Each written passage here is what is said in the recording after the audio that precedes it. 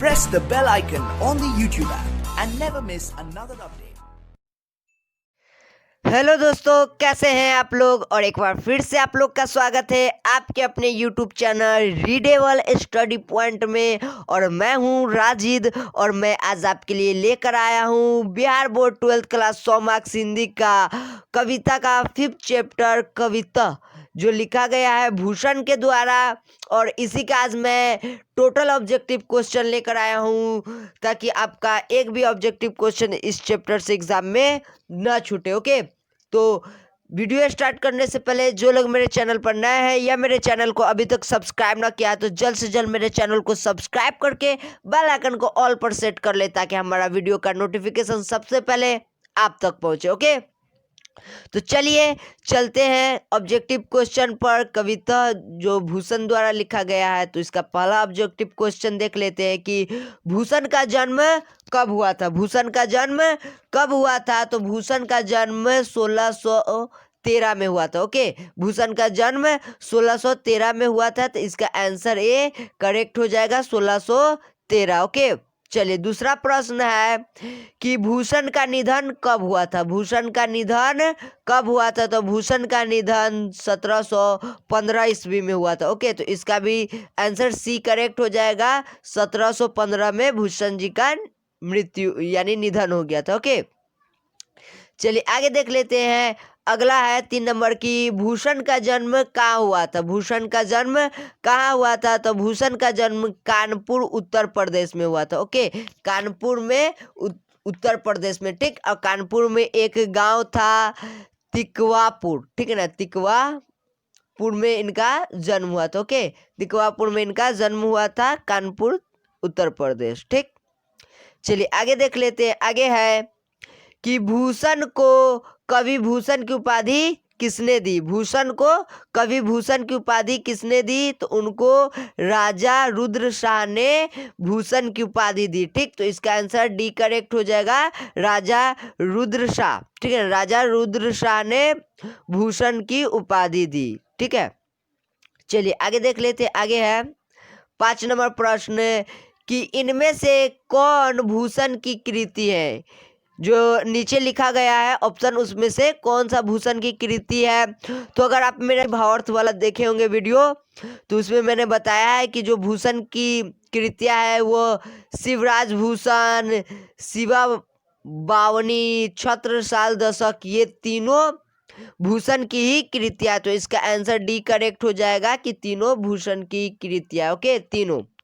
और ये तीनों मैंने इसलिए दे दिया है ताकि आपको एग्जाम में कोई एक भी पूछे तो आप बता दीजिएगा, ठीक है ना, क्योंकि तीनों ही भूषण की कृतियां। ओके, चलिए आगे देख लेते हैं। अगर वीडियो पसंद आ रहा है तो लाइक जरूर कीजिए, और कोई चीज़ का पीडीएफ चाहिए तो टेलीग्राम से जुड़ जाइए, लिंक डिस्क्रिप्शन में दिया हुआ है।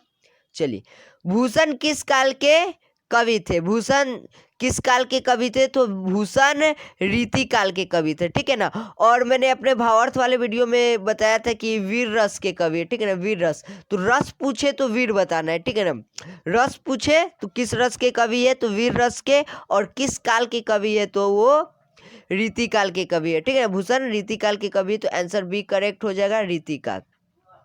चलिए आगे देख लेते। आगे है कि भूषण का प्रिय नायक कौन है। भूषण का प्रिय नायक कौन है, तो भूषण का प्रिय नायक छत्रपति शिवाजी और छत्रसाल, दोनों उनका प्रिय नायक। ओके, यानी इन्होंने अपनी कविता, भूषण जी ने जो अपना कविता लिखा है, कविता उसमें पहला पद में शिवाजी का वर्णन किया, शिवाजी की वीरता का, और दूसरे पद में छत्रसाल का वर्णन किया, ठीक है ना, उनकी वीरता का वर्णन किया। तो इसलिए ये दोनों ही भूषण के प्रिय नायक थे, यानी नायक मतलब हीरो थे। ओके, तो इसका आंसर सी करेक्ट हो जाएगा। ओके, दोनों, ठीक। तो इसका आंसर सी लीजिएगा, ठीक है ना। अगर आपके एग्जाम में कोई एक का नाम दे दे तो आप सिर्फ उसी नाम में टिक करके आइएगा। ओके, चलिए आगे देख लेते। 8 नंबर प्रश्न है कि भूषण का आश्रयदाता कौन था। भूषण का आश्रयदाता कौन था, यानी भूषण को किन किन लोगों ने आश्रय दिए। तो छत्रपति शिवाजी ने भी उनको आश्रय दिया, साहू जी ने भी और राजा छत्रसाल ने भी, यानी तीनों ने इनको क्या क्या भूषण को आश्रय दिया। तो इसका आंसर डी हो जाएगा, ठीक है ना। यह तीनों, ठीक है ना, ऊपर के ये जो तीनों है इन तीनों ने आश्रय दिया, तो इसका आंसर डी हो जाएगा। अगर आपके एग्जाम में कोई एक का नाम दे तो आप उसमें टिक आउट कीजिएगा। ओके, चलिए आगे देख लेते हैं। आगे है कि शिवाजी के दरबारी कवि कौन थे। शिवाजी के दरबारी कवि थे भूषण, क्योंकि शिवाजी ने ही भूषण को अपने दरबार में जगह दी, आश्रय दी। ओके, तो इसका आंसर ए करेक्ट हो जाएगा कि शिवाजी के दरबारी कवि भूषण थे। चलिए आगे देख लेते हैं। आगे है भूषण ने शिवाजी की तुलना किससे की। ओके, भूषण ने शिवाजी की तुलना किससे की। तो अगर आप मेरा भावार्थ वाला वीडियो पढ़े होंगे तो उसमें समझ में आया होगा कि बताया गया था कि मृगों के झुंड में, ठीक है ना, शेरों की तरह घुस जाते थे। ओके, तो इसका आंसर जो क्या हो जाएगा, ए करेक्ट हो जाएगा। ओके, यानी भूषण ने शिवाजी को सी कह के संबोधित किया, ठीक है। तो इसका आंसर ए करेक्ट हो जाएगा, क्योंकि सिंह जो होता है जंगल का राजा होता है, पूरे जंगल के जानवरों पर सिंह का ही राज चलता है। ओके, हाथी कितना भी बड़ा जानवर है लेकिन जंगल का राजा शेर होता है। ओके, सिंह, ठीक। और वीडियो पसंद आ रहा है तो लाइक जरूर कीजिए और ज़्यादा से ज़्यादा शेयर कीजिए। ओके, अगला प्रश्न है कि भूषण ने किसकी तलवार की तुलना सूर्य से की। ठीक, जो भूषण थे उन्होंने किसकी तलवार की तुलना सूर्य से की।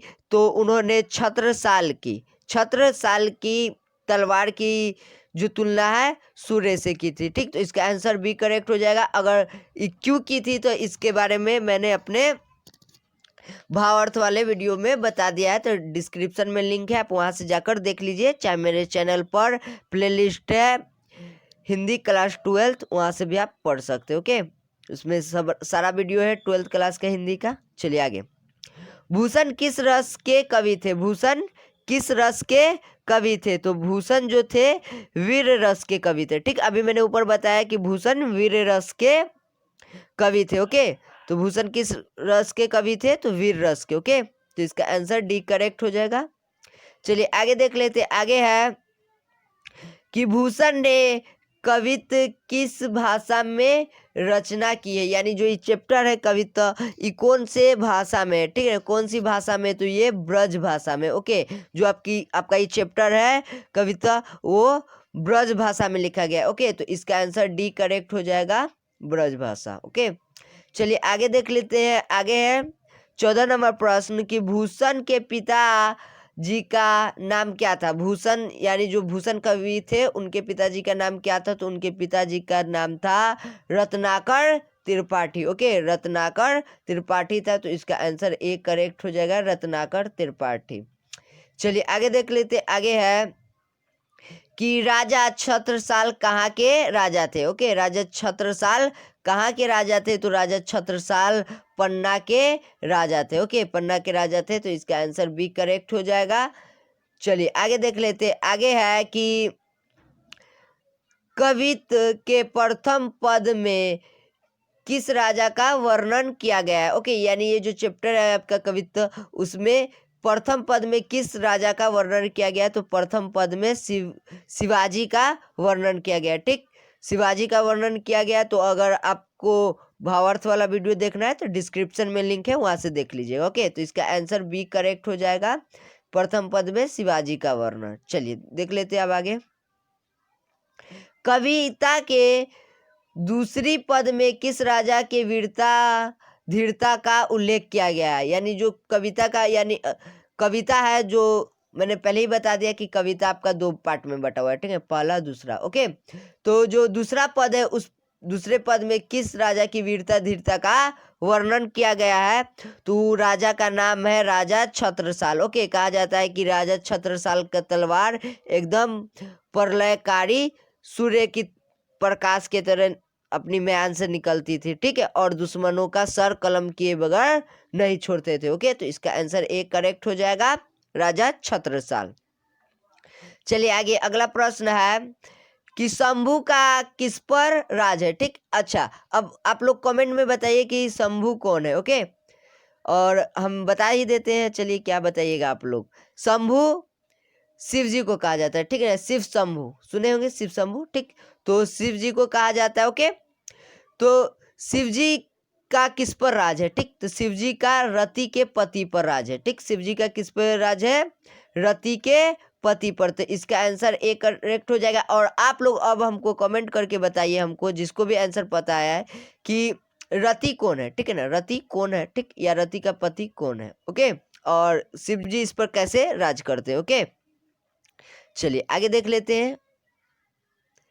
समुद्र की आग को क्या कहते हैं, समुद्र की आग को क्या कहते हैं। तो समुद्र की आग को बड़वा नल कहते हैं, ठीक है ना। समुद्र की आग को क्या कहते हैं, बड़वा नल, ठीक। तो इसका आंसर सी करेक्ट हो जाएगा, बड़वा नल, ठीक। चलिए आगे देख लेते हैं। जंगल की आग को क्या कहते हैं, जंगल की आग को क्या कहते हैं। तो जंगल की आग को दावा नल कहते हैं, ओके। जंगल की आग को क्या कहते हैं, दावा नल। तो इसका आंसर ए करेक्ट हो जाएगा, ओके। तो ये 20 क्वेश्चन आपके एग्जाम के लिए बहुत ही इंपॉर्टेंट है इस चैप्टर से। तो ये 20 क्वेश्चन को अच्छे से पढ़कर याद कर लीजिए, ओके। अगर कोई भी चीज़ न समझ में आ रहा है तो उसको फिर से एक बार वीडियो को रिपीट कर लीजिए, ताकि अच्छे से आपके दिमाग में अट जाए, ओके। अगर आपको वीडियो पसंद आया है तो लाइक कीजिए और चैनल को सब्सक्राइब करके बेल आइकन को ऑल पर सेट कर लीजिए, ताकि हमारे वीडियो का नोटिफिकेशन सबसे पहले आप तक पहुंचे, ओके। तो आज भर के लिए इतना ही। गुड बाय, जय हिंद।